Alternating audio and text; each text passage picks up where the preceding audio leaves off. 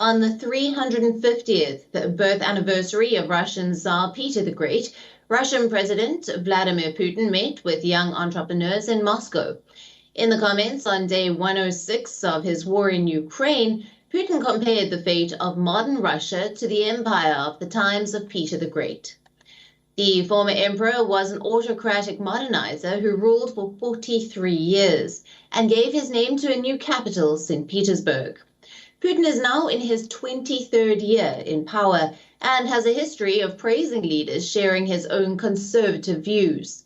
While Putin paid tribute to Peter the Great, he also drew a parallel between what he portrayed as their quest to win back Russian land. Он когда заложил новую столицу, ни одна из стран Европы не признавала эту территорию за Россией. Все признавали ее за Швецией. А там испокон веков наряду с финно-угорскими народами жили славяне. Причем эта территория находилась под контролем российского государства. То же самое и в западном направлении. Это касается Нарвы, там, его первых походах. Чего появились тут? Возвращал и укреплял. Вот что делал. Вот. Ну, судя по всему, на нашу долю тоже выпало возвращать и укреплять.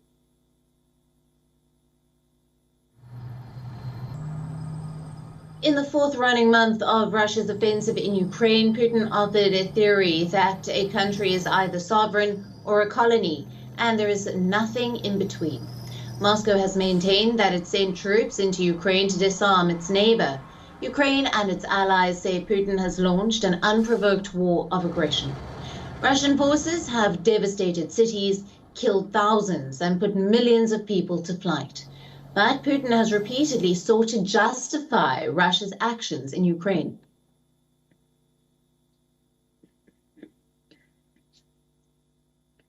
Любая страна, любой народ, любой этнос должны обеспечить свой суверенитет. Потому что не бывает каких-то промежуточных составляющих, промежуточного состояния. Или страна является суверенной, или колонией. Как бы колонии не называть. Вот, ну, я сейчас не буду приводить примеров каких-то, чтобы никого не обижать. Но если страна либо группа стран не в состоянии принимать суверенных решений, это уже в известной степени колония.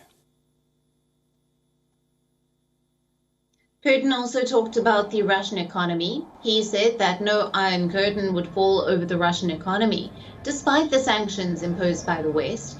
This is because Moscow would not close itself off from the world like the Soviet Union did. Putin stressed the West wants to destroy Russia, adding that the economic sanctions are akin to a declaration of economic war.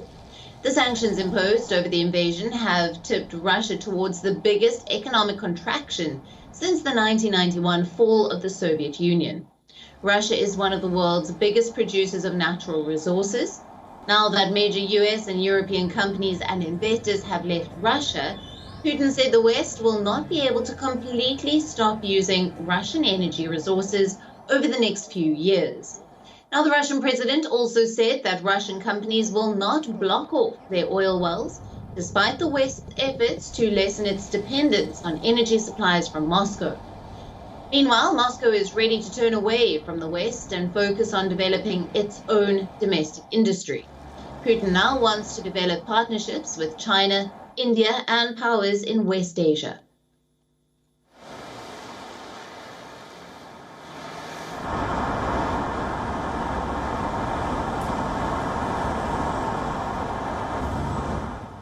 Отказа от наших энергоресурсов это маловероятно на протяжении ближайших нескольких лет. А за несколько лет неизвестно, что произойдет. Поэтому никто бетонировать скважины не будет. Нет такой необходимости.